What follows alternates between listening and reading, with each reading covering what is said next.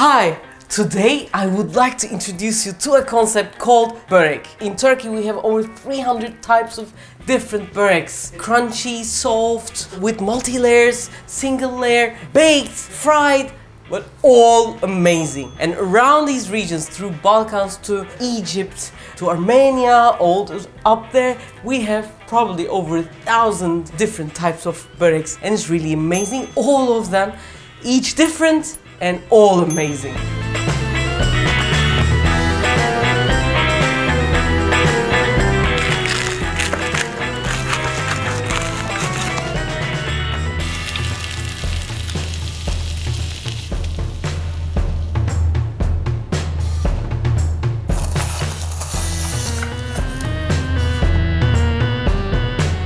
Isn't that amazing? Today I would like to cook with you one of my favorites. It's called Ci Borek. It's crunchy outside, soft inside and watery inside. And it's great with cheese, great with meat. And I'm also going to make a vegan version of it. So, 3 types of Ci Borek with Refika recipe, and I made it so easy so that everyone around the world can make it in their homes. The name Ci Borek is pronounced 2 ways. One is with a soft G, chi, and the other one is chi. With the soft chi one also means raw, because the meat you put in it is raw, but it's cooked so fast and it gives all the delights to the pastry. The other one's name, chi, comes from when it's sizzling on the pan. The sound that it makes resembles the chi. Both names add up to something great. Now, if we're ready, let's start Ci Borek. First, we're going to prepare the dough. For the dough, I need 150 grams of plain flour, half a pack, half a tablespoon, it also means, of baking powder, teaspoon of salt, not a heaped tablespoon, straight, and a tablespoon of yogurt, and finally, a tablespoon of butter. This butter is quite melted because of the lights, and now here is really hot. But if it's not melted, what you should do is put it on a pan, turn on the pan for 5 seconds or 10 seconds and let it melt with that heat. If you turn it on and the butter gets really heated, then your flour will meet with hot butter and it is going to ruin the taste of the flour. It's going to make it a bit bitter. And I also added 1/3 glass we have in Turkey, and we give measures with glasses. Also for everyone around her, that might be easier. 1/3 is about 75 milliliters of water, and I add it all in. Then I mix it up. After the dough loses its stickiness, I'm going to put my hands at work and knead it for about 2-3 minutes. I have a rather a small dough like this, but from this we're going to have like 4 big böreks like this. To do that, I'm going to cut it into 4. We call that a beze. Excuse my English, I sometimes forget. I also want to show you to make this beze in a perfect shape. To make it in a good shape, sometimes if the dough is not in its really good form, it doesn't get formed easily. But to do that, you have to really press to make it into a shape. I'm really now squeezing, and the more you squeeze, you wake up the gluten, and it makes actually the dough stronger. And then to make it round, what you have to do, make your hand a dome and the right one on the side, and this gives the round shape and make it rounder and perfect, like this. Also, when I first began, I wasn't able to do that easily. What I would do is I would first knead it a bit. As you can see, it immediately gets stronger. And then what I would do, I would like tuck it in and it becomes perfect. For the baking powder to start to work, I'm going to let them sit for like 2-3 minutes. If it's going to stay longer, you have to cover them with a wet, damp cloth. Here I have 200 grams of ground beef. And to that, I'm going to add 1.5 onions, and I'm going to grate them. There was a comment I read this morning. A lady from London, England, Mercutio, something like that, said that the Europeans don't know grating as to use in the foods, like they don't grate onions or tomatoes. Have you read that comment too? You're leaving great comments, and please continue to do so, because that's like, as you know, Turkey is not going through good days. The world is not going through good days, and it's the light in our lives. So for thousands of years, we're grating, in some sense, onions and tomatoes since they came 150 years. Crying? A little. Actually, not to cry so much. I kind of cheated. Grated 1 onion beforehand so that I cry less. So this is 1.5. As you can see, it's a lot of water, but this is almost more onions than ground beef, but almost in all the böreks. That makes it great. The sugar in the onion turns into a caramelized, incredible taste. It softens the meat. As you can see now, it's reddish, but it's going to turn into brown. And with my clean hand, I'm going to add a pinch of salt, pepper, 2 pinches, and that's almost it. Even though, as you've seen, the onions were really watery, I'm going to add 1/5 of a glass, which is about 40 milliliters of more water. It's a soggy mix. Yeah, it's a soggy mix. Now, this is going to get into those 4, and I'm going to heat up my oil. Now I'm going to use olive oil. Opa! And it has to be around 2 centimeters in height. Kind of like deep frying, because it has to take almost half of the pastry in. The most important thing, it shouldn't be higher than its burning degrees, which is in this case about 200 degrees. For example, in Turkey we have hazelnut oil. You can use various kind of oils which you think is suitable for frying and which your budget is okay with. Time to make the börek. I get my patty, I put it like this. I put a bit more flour, and then I flour my merdane rolling pin. If you don't have a rolling pin, you can use a glass like this. The second one, I'm going to use this one. It's a bottle, sorry, glass bottle. I don't press on the dough like this. I just go back and forth, and then after a while, it becomes an ellipse, and I turn it into 90 degrees and continue. There's no flour on top. It's going to stick, so always more flour, and then now it's like this round shape, which is, my hands are almost 20 centimeters and rather thin, like this. I'm going to fold it so that I'm going to put the minced meat around this place. As you can see, because of the onion, how the color has changed from that red to rather brown, but it smells very delicious even now, because now almost the onion cook the meat. Isn't it too much? Normally they put very small, no?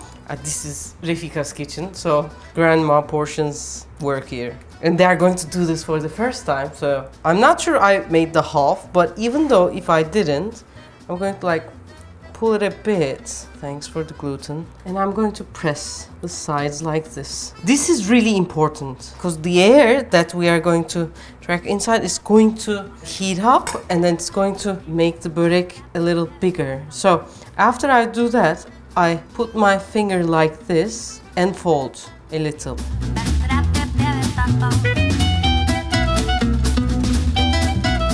So one final check, all here, and then this is going to get onto the oil. Now I'm going to check whether it is hot, and if there are bubbles, yes, there are bubbles, it's okay. And very fast. Once you make it, shouldn't sit, you have to put it in. And you have to put some oil on top to literally harden the dough, but not too much, because then I would reduce the degrees of the oil.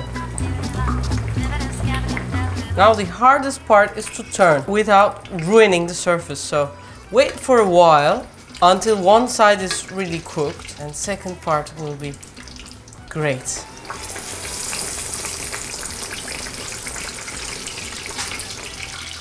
While taking out, you also have to be careful not to ruin any part. Now I have this new belief that when I do something fried, I don't take it to a paper towel, but something with holes. When it first gets out of the fire, if there's a thing that can let the oil drip, but also get the air at the bottom and first cool down a bit like that, then it's always crunchier.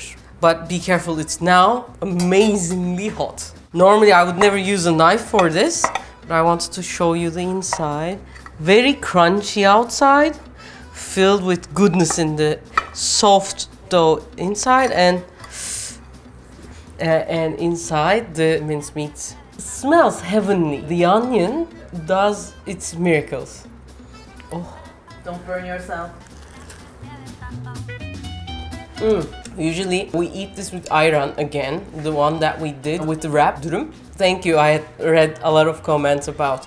And I believe in India, they make the different types of ayran actually better than us. But the sour and the plain one in Turkey is relatively better. So if you ever visit and come from India, don't say like, this is what we have back in India and don't try. You should definitely try it. Bahar, we're waiting for you. Please come and eat us.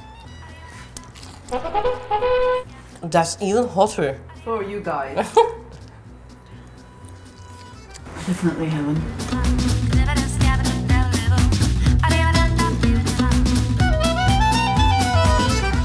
Guys, I remembered something and I believe it's very important because like if you're not really a person of deep frying, and I should say I am not because I don't deep fry a lot, it might be a bit dangerous for this like big börek. So what you can do, and I'm going to do the vegetarian like that, is to make the böreks rather smaller. So like if this is one piece, half it like that, and make your böreks from this. It's going to be easier to handle, and if there are more people around, so more people can taste it. Now, when it comes to a vegetarian version of this, we need some kind of cheese. It could be any cheese that can easily melt. In Turkey, we use kaşar. Kaşar is a version of kaşkaval, or feta cheese known in most parts of the world. But we have a slightly different version of it, and it's called beyaz peynir. Those would do good. But for you can use mozzarella, you can use a light cheddar, not a very heavy and aged one. Even a good light Gouda will do. So, first grate the cheese. Like for each portion we need about 40 grams. And the opening of the dough is exactly the same. And then add it and fold it and make the size really nice. And then fry it and then eat it immediately. But watch out, because when you cut it, the cheese is going to melt and elongate.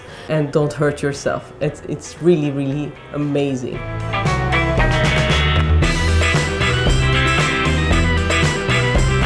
Ben bunu hakikaten hiç kaşarla yemedim daha önce. Bu mükemmel bir şey olmuş.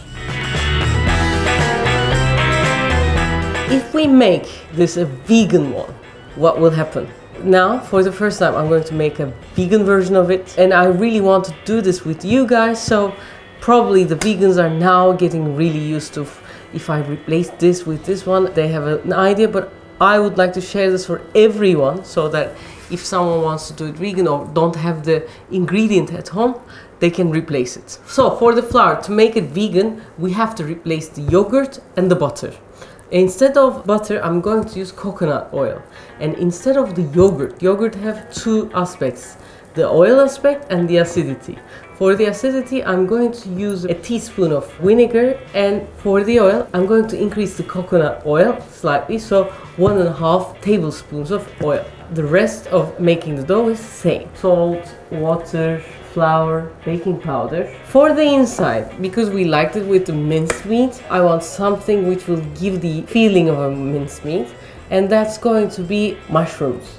And as we have seen, onion made miracles with the mincemeat. We're going to add a lot of onions in this case as well. For the meat's different kind of taste, we need a little bit of help for the mushroom to go there. And so then the garlic comes into the picture to save the day. We toss all these ingredients with a bit of salt and pepper and a bit of olive oil on the pan before adding it into the börek. But don't forget to cool the filling before making it into a börek. Otherwise, it won't be as crunchy as we want.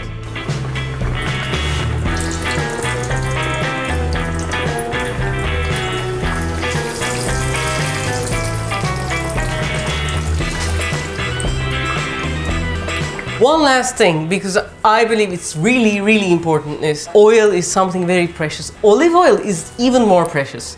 So these frying oils are reusable. At least 4 to 5 times you can use the oil again and again. First you have to let it cool down and then filter it and put it on a jar on a dark and cool place in the kitchen.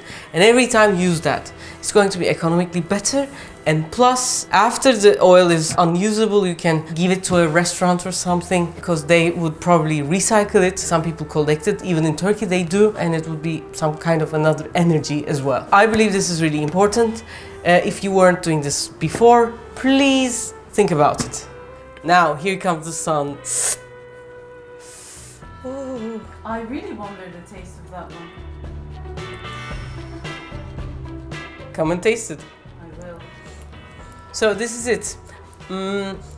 You can smell the garlic, the onion. It kind of gives the feeling of a samosa, probably because of coconut oil used. Tastes much lighter and very good. Wow. I love it. Also, green lentils could have been really nice. Maybe one day we do something with the green lentils. Hope you like this video. If you have liked it, please write a comment below. When you share something nice, it really gives us the wings. And also, please press like, and that's how the word travels, and people like you who would enjoy this video would be able to see it. It's been less than 5 months. In these times, your support, your enthusiasm changed me a lot. There were some scars, let's say, I was trying to cover most of the time about life, about some of the things I do, and your enthusiasm healed those scars. Thanks so much. Really, really love you, and take care.